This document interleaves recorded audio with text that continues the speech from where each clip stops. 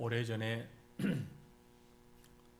지금과 같이 교통이 편리하지 못할 때의 일인 것 같습니다. 유럽에서부터 미국을 여행하기 위해서는 대서양을 지나야 했었는데, 유럽의 어느 한 남자가 가난하게 살면서 힘들게 살면서도 그 마음에 간절한 열망이 있었는데, 미국에 한번 가보고 싶다, 미국 여행을 한번 하고 싶다, 간절한 열망이 있었습니다. 가난해서 뱃삭스를 구하기가 너무 어려워서 어쩔 수 없이 이 남자는 마음을 먹고 열심히 일을 했습니다. 한 가지 목적을 가지고 돈을 모았습니다. 오랫동안 열심히 일을 해서 겨우겨우 미국에 갈 수 있는, 배를 탈 수 있는 그 돈을 마련을 했습니다. 당시는 유럽에서 미국을 가려면 배를 타고 빠르면 2주, 늦으면 3주, 바람이 불거나 물결이 치거나 잘못하면 오래 걸리고 한 2, 3주 정도 걸리는 그런 일정이었는데, 어쨌든 이 남자는 그렇게 오랫동안 소망하던 미국행 배 티켓을 샀습니다. 그리고 좋은 여행용 가방도 하나 마련하고 이것저것 꼭 필요하다고 싶은 물품들을 구입을 했습니다. 생각해 보니까 최장 3주는 걸린다는데, 2주, 3주 걸린다는데, 그동안에 뭘 사먹느니 내가 기본적인 건 좀 준비를 해가야 하겠다 생각하고 빵이나 비스켓이나 치즈나 이런 것들을 자기 나름대로 준비를 좀 했습니다. 그러고 나니까 자신이 번 돈은 바닥이 나버렸습니다. 하나도 없어졌어요. 하지만 미국을 여행할 수 있다는 들뜬 마음에 기다리다가 그 배를 탔습니다. 드디어 출항을 했고요.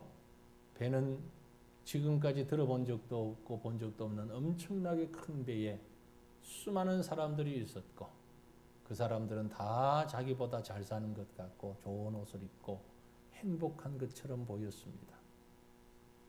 어쨌든 배가 출항을 해서 가면서 식사 때가 됐는데 보니까 사람들이 다 레스토랑에 가서 고급진 음식을 먹는 겁니다. 하지만 이 사나이는 그래, 괜찮아, 나는 힘들지만 그래도 내 돈으로 돈을 벌어서 미국 가는 거니까 힘들지만 내가 이겨야지. 자기가 준비해온 비스켓과 빵을 3등석 한쪽 구석에 앉아서 먹으며 끼니를 때웠습니다. 하루가 지나고 이틀이 지나고 시간이 가면서 몸도 지치고 마음도 지쳐가는데, 시간이 갈수록 그 레스토랑에서 나오는 음식 냄새가 얼마나 맛있게 느껴지는지, 자기가 그 간단하게 먹는 요기를 채우는 것 가지고는 충족이 안 되는데 어쩔 수가 없잖아요. 가진 게 없으니까. 힘들게 어렵게 매일매일을 버텼습니다. 그래, 미국 가는 거야.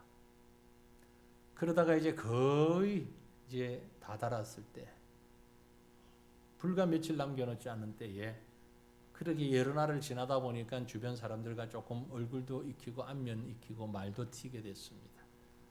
어느 날 한 분이 그 젊은이에게 오더니 하는 말이, 아니 여보시오, 당신은 혹시 몸에 무슨 병이 있습니까? 아니면 특이한 어떤 사정이 있거나 체질이 그렇습니까?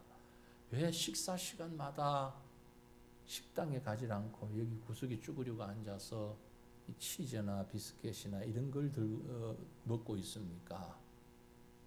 참 창피하잖아요. 그래서 이 젊은이가 말을 하지도 못하고 오자지 못하고 그러고 있다가 결국은 이실직고했습니다. 네, 사실 전 너무너무 어려운 형편에 있는데 미국 여행을 너무 해보고 싶어가지고 이렇게 오랫동안 돈을 모아서 겨우 이 배삭스 지불하고 타고 또 이렇게 준비를 해서 가다 보니까 경제적인 여유가 없어서 식당에서 식사를 할 수가 없습니다. 그랬더니 앞에서 질문했던 사람이 눈이 휘둥그레지면서 깜짝 놀라면서 하는 말이, 아니 지금 우리가 산 이 티켓은 음식값이 다 포함되어 있는데 그걸 모르셨단 말입니까? 그 말을 듣는 순간 어땠을 것 같아요? 어땠을 것 같아요? 이 얘기는 미국의 레이크우드라는 교회를 담임하던 조엘 오스틴 목사님이 적은 긍정의 힘이란 책에 나오는 이야기입니다. 여러분, 이 이야기에 나오는 어리석은 남자 누구라고 생각하십니까? 이 시대를 살아가고 있는 많은 사람들이 그렇게 살고 있다고 생각하지 않으십니까? 기본적으로 하나님은 이 세상에 엄청난 행복과 축복을 주셨습니다. 그럼에도 불구하고 수많은 사람들은 그 행복하고 그 즐거운 세상 가운데서 힘들고 고통스럽고 슬프고 어렵게 살아가고 있습니다. 여러분은 어떻습니까? 여러분이 살고 있는 하루하루의 삶은 행복하고 즐거우십니까?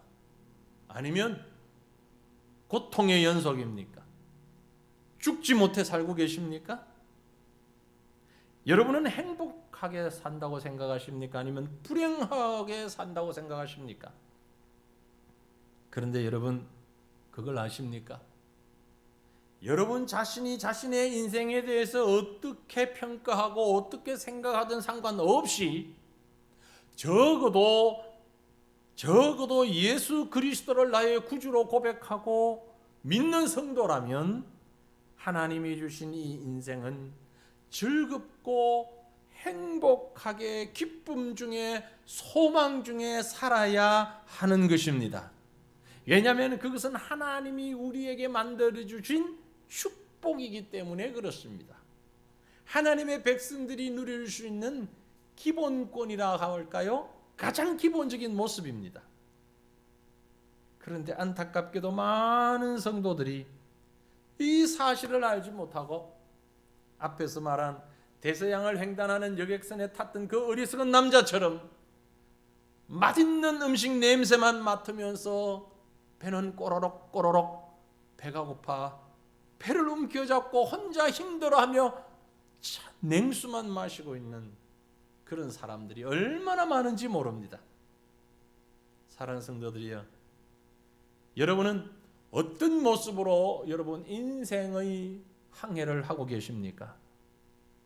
살아있는 것 자체가 기쁨이고 행복함으로 살고 계십니까? 아니면 고통과 불행과 아픔의 시간들을 어쩔 수 없이 목숨이 붙어있기 때문에 억지로 살아가고 계신 건 아닙니까? 오늘 이 시간 말씀을 통해서 잃어버리고 살았던 하나님의 은혜와 축복을 다시 찾는 저와 여러분 되시기를 주님 이름으로 축원합니다. 여러분, 먼저 우리의 인생을 한번 보십시오. 사람들은 생각합니다. 우리 인생은 마라와 같은 인생이다. 이렇게 여기는 분들이 많습니다. 마라와 같은 우리 인생입니다. 사실인 것 같습니다. 무슨 말씀인고 하니까 오늘 본문의 내용인즉 하나님의 놀라운 능력으로 출애굽과 홍해의 역사를 경험한 이스라엘 백성들의 출애굽 사건은 분명히 엄청난 축복이고 은혜며 능력이었습니다. 엄청난 역사였습니다. 그러나 이어진 그들의 삶은 적어도 표면적으로 볼 때에 그런 능력과 행복과 기쁨의 연속은 아니었습니다. 왜냐하면 홍해를 벗어난 그들을 기다리고 있는 건 황량한 사막, 광야였습니다. 수로라고 이름을 하는 수로 광야, 큰 사막이었습니다. 여러분 한번 생각해 보십시오. 남녀노소 다 합해서 약 200만 명의 대군중이 사막을 여행하고 있습니다. 그 그림을 한번 연상해 보세요. 무엇이 떠오릅니까? 와, 그 웅장함과 장대함, 엄청난 스케일, 그건 영화로 보는 모습이고, 실제 여러분이 그 속에, 그 무리들 속에 들어있다고 생각해 보십시오. 어떻습니까? 엄청난 미세먼지, 황사, 사막에서 200만 명이 신발도 요즘처럼 좋은 신발도 아닌 쓰레빠, 슬리퍼 같은 그걸 신고, 옷은 또 남자 여자 할 것 없이 치마처럼 길쭉한 것 입고, 그 모래바닥 사막을 200만 명이 움직이면 거기서 나오는 먼지, 구사 마스크도 없었어요. 그죠? 그런데 그때 당시는 미세먼지니 황산이 이런 단어도 없었고 의식도 없었어요. 아무튼 엄청난 먼지, 상상만 해도 끔찍하지 않습니까, 여러분? 저는 끔찍한데. 게다가 홍해에서 벗어나서 사흘을 가는 동안에 물이 없는 거예요. 마실 물이 없는 거예요. 씻을 물은커녕 마실 물이 없는 거예요. 절실한 것은 타는 목을 적셔줄 수 있는 생수 한 모금. 그런데 없어요. 물이 없어요. 사흘을 지나오면서 이리저리 물을 찾았지만 어느 곳에서도 물 한 모금 얻지 못하고 그야말로 죽을 지경이 되었을 그때에 누군가 외칩니다. 물이다! 보니까 거기 우물 하나가 있습니다. 큰 우물 하나가 있어요. 얼마나 반가웠겠습니까? 아마도 큰 함성을 질렀을 것입니다. 물이다! 야, 물이다! 살았다! 이제 살았다! 서로 부둥켜 안고 풀쭉풀쭉 뛰면서 좋아하는 사람도 있었을 것이고, 이제는 끝났다. 이제는 좀 살만하겠다. 하나님 감사합니다. 그러면서 그 물 있는 곳으로 가서 마시자고 한 모금 또 마셨습니다. 그런데 이게 또 웬일입니까? 마시자마자 그렇게 애타게 찾던 물을 한 모금도 마실 수가 없어요. 얼굴이 찌그러지고 맙니다. 왜? 도저히 마실 수 없는 맛이 쓴 물이었어. 쓴 맛이었어. 단 한 모금도 마실 수 없어 물을 뱉어내어 버리고만 이스라엘 백성들. 좀 전까지만 해도 절망이었다가 큰 기쁨과 소망이었다가 다시 한꺼번에 그 기쁨과 환호와 즐거움이 순식간에 원망과 불평과 분노로 뒤섞여 버렸습니다. 이럴 수가 있나? 이걸 우리가 어떻게 마셔야 되나? 차라리 물이 없는 게 낫지. 이게 뭐야 이게? 누가 먼저라고 할 것도 없이 원망하고 자기 지도자인 모세를 향해서 불평을 쏟아놓습니다. 그래서 그곳 이름을 마라, 마시지 마라, 마시지 마라 뜻이 아니고 마라는 쓴 물이다라는 뜻입니다. 괴롭다, 괴롭게 한다라는 뜻이에요. 그래서 그 이름을 마라라고 불렀어요. 본문 23절에 기록하기를 마라에 이르렀더니 그곳 물이 써서 마시지 못하겠으므로 그 이름을 마라라 하였더라 그랬잖아요. 너무 써서 마실 수가 없어. 그래서 마시지 마라. 여러분, 이게 바로 우리 인생입니다. 우리의 삶입니다. 자신을 한번 돌아보세요. 믿음을 가지고 살아가는 성도의 삶이 이와 같지 않습니까? 하나님의 은혜로 악한 사탄 마귀의 손에서 구원받았고 하나님의 자녀가 되는 놀라운 신분의 변화를 가져오기는 했지만, 그러나 그 앞에 기다리고 있는 것은 천국의 임금의 아들 자녀로 왕자로 공주로 부유함과 고귀함과 행복한 삶이 앞에 있는 것이 아니라 광야 같은 사막에서 살아가는 것 생명 자체가 힘들고 힘들어 고된 삶에 연속되고 있는 것 아닙니까? 그리고 그 고통의 순간은 한순간으로 끝나지 않고 계속 이어지면서 너무너무 그 맛이 어떻게나 쓴지 사람들은 스스로 자기의 생이 너무 힘든다고, 너무 불행하다고, 나처럼 불행한 사람이 또 있겠냐고 쓴맛을 토해내고 있지 않습니까? 우리의 인생이 이처럼 고난이 이어지는 것처럼 보일 수 있습니다. 여러분, 사흘 동안 사막을 걸으며 갈증으로 지친 그 백성들, 잠시나마 물에 대한 소망이, 기쁨이 있었지만 또다시 그것은 마실 수 없는 썬물 마라라고밖에 할 수 없는 이런 사건들이 우리 인생의 모습과 너무나 흡사하지 않습니까? 여기서 우리가 주목해야 할 대목이 있습니다. 꼭 주목해야 될 것은 무엇인가 하니, 이 마라의 썬물을 만난 사람들이 불신자이거나 하나님을 믿지 않는 이방 사람들이거나 하나님의 능력을 체험하지 못했던 그런 사람들이 전혀 아니라는 것입니다. 불과 사흘 전까지만 해도 세상에 듣지도 보지도 경험해 보지도 못했던 엄청난 기적을 경험한 바로 장본인들입니다. 홍해가 갈라지고 그 갈라진 물 사이를 걸어서 지나왔던 바로 산 경험의 증인들이에요. 엄청난 경험을 했잖아요. 믿음의 경험을. 그 이전에 이미 애굽에서부터 나올 때 10가지 재앙을 통해서도 하나님의 능력과 하나님의 살아계심과 그 은혜를 두 눈으로 똑똑히 보면서 한두 번도 아니고 10번씩이나 경험하고, 그리고 또 홍해 사건까지, 이 정도면 세상에 기적을 우리 가운데 이렇게 경험을 많이 한 사람이 있나요? 이런 엄청난 영적 경험을 한 사람들, 그럼에도 불구하고 단 사흘 만에, 석 달도 아니고 3년도 아니에요, 단 3일 만에 민심이 바뀌어도 어떻게 이렇게 바뀔 수가 있는지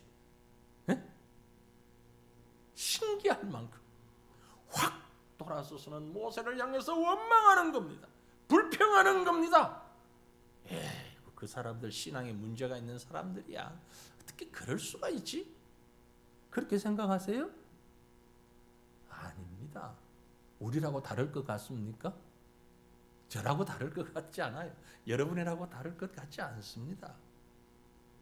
인격이 모자라서, 신앙이 부족해서, 건강한 신앙이 못 되어서, 아니요. 여러분, 현실적으로 3일 동안 물 한 모금 안 먹고 한번 살아보셨어요?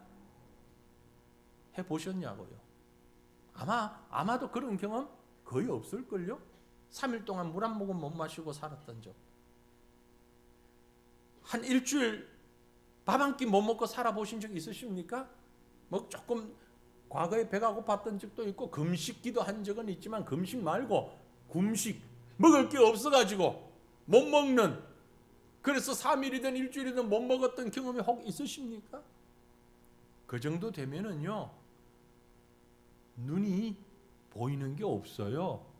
들리는 것도 없어요. 그렇죠? 실제 그런 경험이 딱 부딪히면 신앙인, 불신자, 뭐 거기서 거기에요. 왜냐하면 우리 육체의 이 본능적인 욕구가 충족이 안 되기 때문에, 생명의 위협을 느끼기 때문에 그런 겁니다. 이게 우리의 삶이에요. 매주일마다 하나님 앞에 예배를 드리고, 수요일 저녁 금요 기도해, 틈만 나면 새벽 기도해, 그리고 개인적으로 말씀 읽고 기도하고 묵상하고 찬양하고 살기를 원하지만, 그리고 그렇게 하려고 애를 쓰고 있지만, 실질적으로 우리의 삶은, 우리의 현실은 그렇게 달콤하고 거룩하고 순조롭고 영적인 삶을 살 수 있는 것만은 아닙니다. 예배를 통해서 큰 은혜 받고 나가다가 엘리베이터 안에서 누가 내 신발 탁 밟으면 짜증부터 나요. 그게 우리입니다. 매일매일 어쩌면 우리는 마라에서의 삶이 계속 되어지고 있는 게 우리의 현실이에요. 전도서 1장 8절에 보니 우리 인생을 표현하기를, 만물의 피곤함을 사람이 말로 다 할 수 없나니 눈은 보아도 족함이 없고 귀는 들어도 차지 아니하는도다. 참 피곤한 인생이다. 피곤한 인생이다라는 거죠. 하지만 여러분, 이게 전부는 아닙니다. 표면적으로는 갈등과 고통으로 가득 찬 것 같은 이 시간들, 하지만 크게 보면, 좀 더 넓게 보면 이 모든 시간들은, 그 순간들은 출애굽이라고 하는 큰 역사 속에, 하나님의 구원의 손길이라고 하는 큰 역사 속에 아주 작은 한 부분에 불과한 것이죠. 하지만 어리석은 사람들은 이게 마치 전부인 것처럼 보고 느끼고 불평하고 원망하는 것입니다. 우리도 마찬가지고요. 그렇다면 우리는 어떻게 해야 합니까? 이 마라에서 모든 것을 포기하고 주저앉아야 할 것입니까? 아닙니다. 그렇지 않습니다. 본문의 역사는 우리에게 너무너무 소중한 희망을 줍니다. 바로 복음의 소식이 여기에 있습니다. 우리 같이 한번 따라서 합시다. 우리 하나님은 치료의 하나님이십니다. 믿습니까? 우리 하나님은 치료의 하나님이십니다. 백성들이 그 문제를 가지고 불평하고 원망할 때 문제를 가지고 모세 앞에 왔습니다. 모세가 80평생을 넘게 살면서 이 같은 위기가 또 있었을까 싶을 만큼, 아니 애굽 사람은 적이니까 적이라고 생각하고 싸웠는데 내 백성, 내 동포로가 생각하고 이들을 위해서 내 생명까지 내놓았는데 우리 백성이, 내 백성이 나를 향해서 이렇게 원망하고 불평하면 겁나고 짜증나고 신경질나고 화나고 또 뭐가 날까요? 별게 다 나죠. 견디기 어려웠을 거예요. 그런데 참 대단한 지도자의 모습을 여기서 볼 수 있습니다. 우리 같으면 백성들이 그렇게 모세에게 나와서 원망하면 화가 나가지고 고함 실러버릴 것 같아요. 무슨 소리를 하고 있냐고. 아니 좀 힘들어도 참지, 지금 며칠 됐다고, 엊그저께 사흘 전에, 일주일 전에 있었던 일 생각도 안 하냐고, 그게 기억이 안 나냐고 막 고함을 치고 야단을 쳤든지, 아니면 동조해가지고 그러게 말이야, 하나님은 도대체 뭐 하시는다고, 목이 말라 죽겠는데 끄집어냈으면 알아서 그 다음도 처리를 했어야죠. 왜 하나님은 하나만 알고 둘은 모르시는지 나도 모르겠다고 그렇게 동조하든지 그럴 것 같은데, 모세는 어떻게 했습니까? 본문 25절에 보면 모세가 여호와께 부르짖었더니, 모세가 여호와께 부르짖었더니 cried out to the Lord. 여호와 하나님을 향하여 cried, 부르짖었다, 고함질렀다, 외쳤다, 간구했습니다. 현실적인 문제를 안고서 하나님 앞에 나갔습니다. 하나님 어떡합니까?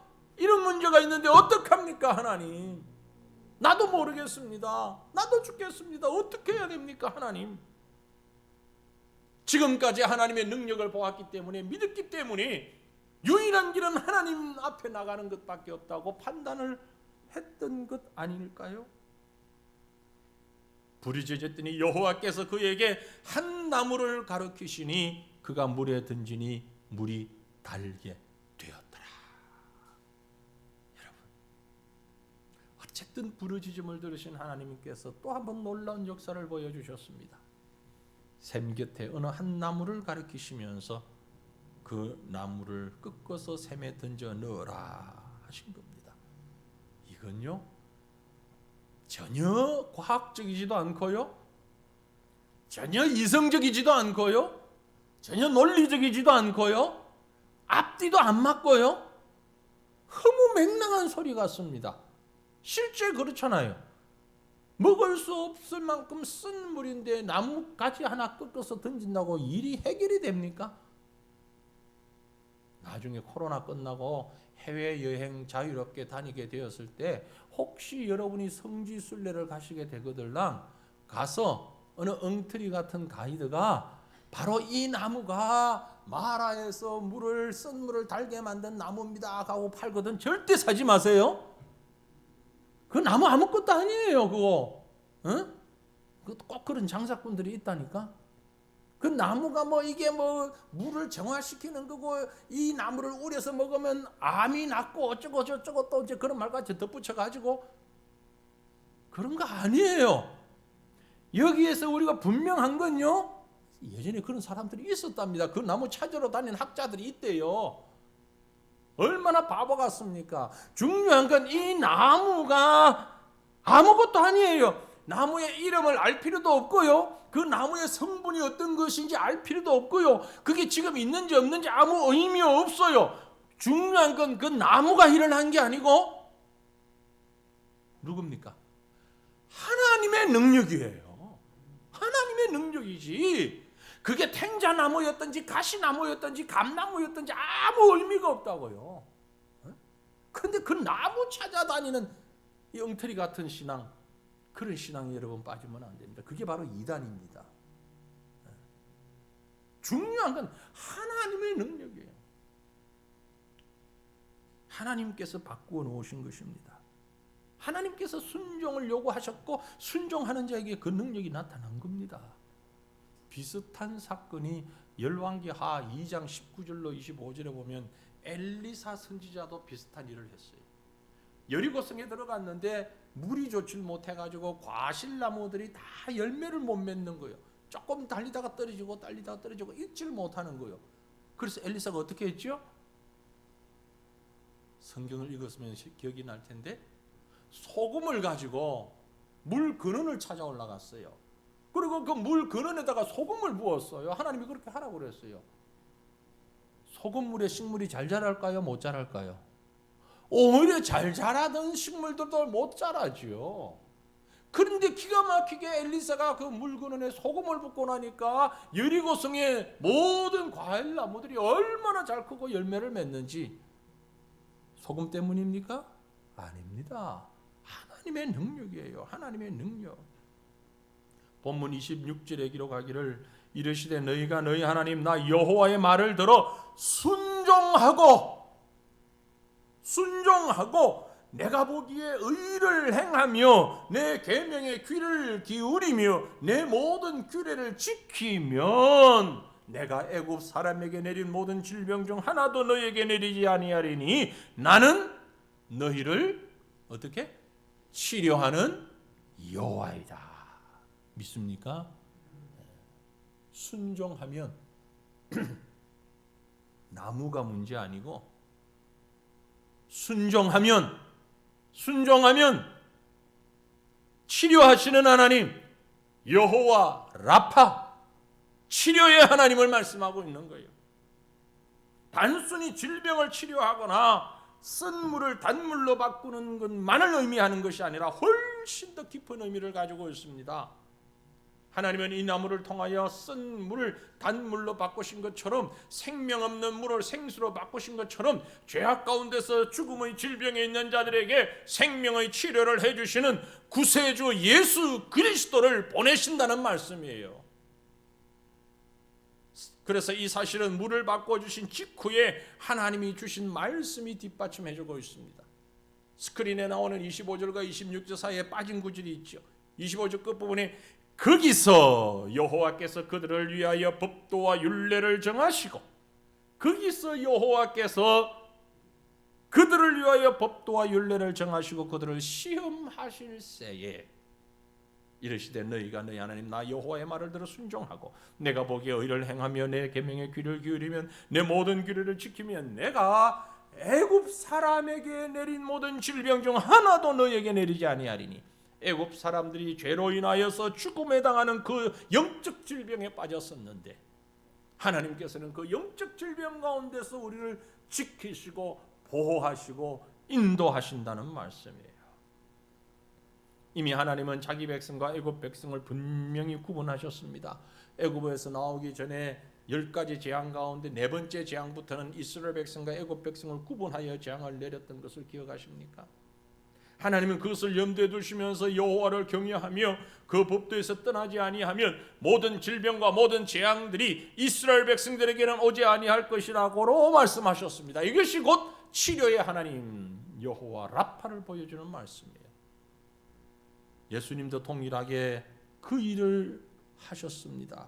누가복음 9장 11절에 무리가 알고 따라왔거늘 예수께서 저희를 영접하사 하나님 나라의 일을 이야기하시며 병 고칠 자들을 고치시더라. 주님이 이 땅에서 행하신 많은 일들 가운데 가장 대표적인 일 중에 하나가 고치신 사역입니다. 질병을 고치신 것입니다. 이것은 육체 질병만이 아니라 영적인 죄를 용서하시고 죄인들을 영원한 천국으로 인도하신 일입니다.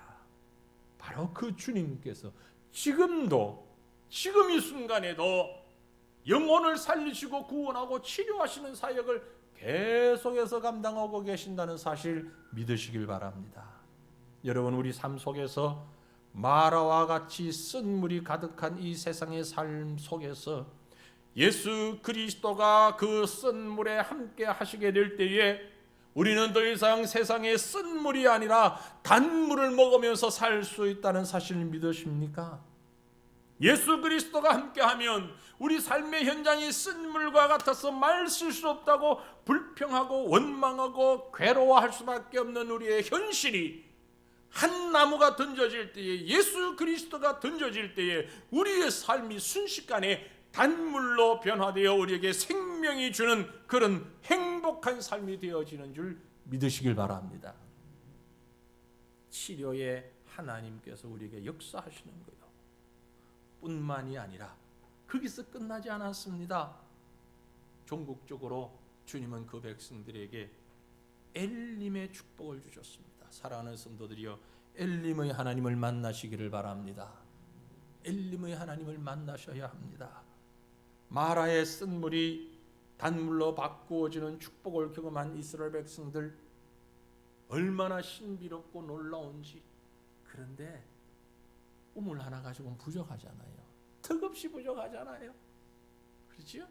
그런데 남쪽으로 한 10km 정도 떨어진 곳으로 가다 보니 거기 놀라운 광경을 보게 됩니다. 입을 다물 수가 없어요. 사막 한가운데에 엄청난 오아시스라 그러죠. 초원이 있습니다. 그곳에 샘 12이 있고요, 70주의 종려나무가 있었습니다. 27절에 본문 27절에 기록하기를 그들이 엘림에 이르니 거기에 물샘 12과 종려나무 70그루가 있는지라 거기서 그들이 그 물 곁에 장막을 치니라. 여러분, 이삭을 번제물로 드리는 모리아 산의 아브라함에게 어린 양을 준비하셨던 여호와 이레의 하나님께서 광야의 이스라엘 백성들을 위하여 구름 기둥과 불 기둥을 준비하셨던 여호와 이레의 하나님께서, 바로 그 하나님께서 이 백성을 위해 사막 한가운데에 엘림이라는 오아시스를 준비해 놓으신 것입니다. 성경을 해석하는 학자들은 여기에 있던 12개의 샘물은 이스라엘의 12지파를 상징하고 70그루의 종려나무는 이스라엘의 70장로를 상징적으로 나타난다고 해석을 합니다. 그 말은 곧 그곳이 완전한 휴식과 안식의 장소를 의미한다는 말입니다. 그래서 이스라엘 백성들은 이제 출애굽 이후에 첫 번째 안정적 장소에서 휴식을 취하게 되었으니 그곳이 바로 엘림이라는 곳이었습니다. 출애굽 이전부터 출애굽하면서 홍해를 지나면서 또 목마른 시간을 지나면서 얼마나 지쳐 있습니까? 얼마나 힘들었겠습니까? 그들에게 하나님께서 평안한 안식의 시간을 바로 그 엘림에서 주고 계시는 것입니다. 갈증과 피곤에 지친 그 백성을 쓴물을 단물로 변화시켰었던 하나님께서 이제 이 백성을 온전하게 회복시키시기 위하여 엘림의 안식과 평안을 주셨습니다. 엘림, 본래 엘림이라는 말은 상수리나무라는 뜻입니다. 도토리나무라는 뜻입니다. 그런데 바로 이 사건을 계기로 뜻이 바뀌어버렸습니다. 평안, 기쁨, 그런 의미 전환이 일어났어요. 의미 전환.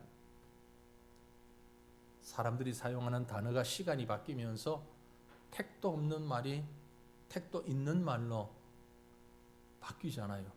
뉴스를 볼 때 요즘 제가 대표적으로 느끼는 게 그겁니다.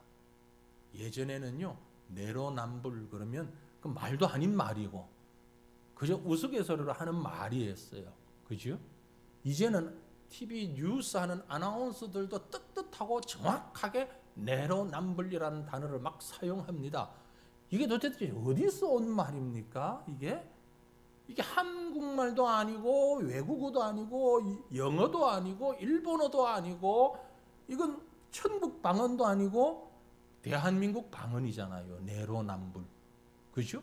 그런데 이제는 이게 아나운서들이 떳떳하게 하고요. 이게 국어 사전에 있는지 없는지 제가 못 찾았다. 근데 아침 일부에 끝나고 나는 장로님이 보니까 있더래요. 국어 사전에 등재가 되어 있답니다. 이 단어가 내로남불이. 그러니까 이게 지금 시간이 지나면서 말도 아닌 말이 제대로 된 말처럼 이제 교과서에 실릴 것 같아. 분명히 얼마 안 가면 교과서에도 이 단어가 나올 거예요. 국어 사전에 있으면 나올 수 있지 뭐. 그렇잖아요. 뜻이 바뀌어버리고 이상한 말이 형성되는 것처럼 엘림이라는 말이 상수리 나무라는 뜻이었는데 그 뜻이 바뀌어져 가지고 평안, 기쁨 이런 말로 바뀌어버렸어요. 뜻이. 바로 이 사건 때문에. 수고하고 무거운 짐진 자들아 다 내게로 오라 내가 너희를 편히 쉬게 하리라 말씀하시는 우리 주님께서 마라에서 지치고 병들고 흑기에 찬 백성들에게 편안한 쉼과 회복의 축복을 주신 것이 바로 이 엘림입니다. 사랑하는 성도들이여, 그리스도 안에 있을 때에 그리스도 그분으로 인하여 치료함을 받고 온전한 평안과 위로의 은혜를 누리게 되는 엘림의 하나님을 만나게 될 줄로 믿습니다. 엘림의 하나님은 우리 삶에 필요한 모든 것을 다 갖추어 놓으시고 마음껏 즐기며 기뻐하고 행복하고 평안하게 쉬며 회복해라.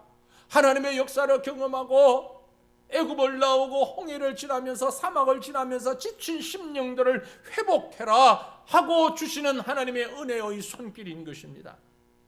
사랑하는 성도들이여, 더 이상 마라에 머물면서 고통하지 마십시오. 하나님이 지시하신 나무 곧 예수 그리스도를 우리의 삶에 담금으로 우리 속에 함께 계시게 함으로 우리의 삶이 더 이상 쓴물이 아닌 단물이 되고 그로 인하여 새 힘과 원기를 공급받음으로 기쁨과 소망으로 가득한 엘림의 축복을 누릴 수 있기를 주님의 이름으로 축원합니다. 엘림의 하나님을 만난 자는 더 이상 어리석게 굶주린 배를 움켜잡고 불행한 시간을 보내지 않아도 됩니다. 이미 예수 그리스도는 십자가에서 죽음으로 부활로 우리 생명을 구원에 이르는 모든 구속의 대가를 지불하셨습니다.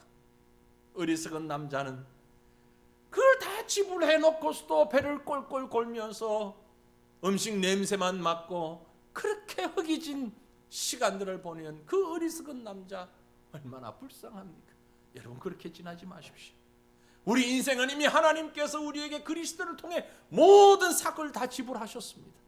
이제 우리는 마음껏 누려도 됩니다. 마음껏 행복해도 됩니다. 마음껏 즐거워도 됩니다. 마음껏 단물을 마셔도 됩니다. 그리스도께서 우리와 함께 하시면 우리의 인생은 순간적으로 쓴 것처럼 보이지만, 순간처럼 고통스러운 것처럼 보이지만 하나님은 우리에게 단물을 주시며 엘림의 복을 예비하고 계십니다. 이제 우리 인생의 항해를 마음껏 즐기면서 엘림의 하나님으로 인하여서 행복하고 즐겁고 소망 가운데서 기쁨 가운데서 살아가는 귀한 인생의 항해를 해나가시기를 주님의 이름으로 축원합니다. 기도하십시다. 우리 한 마음으로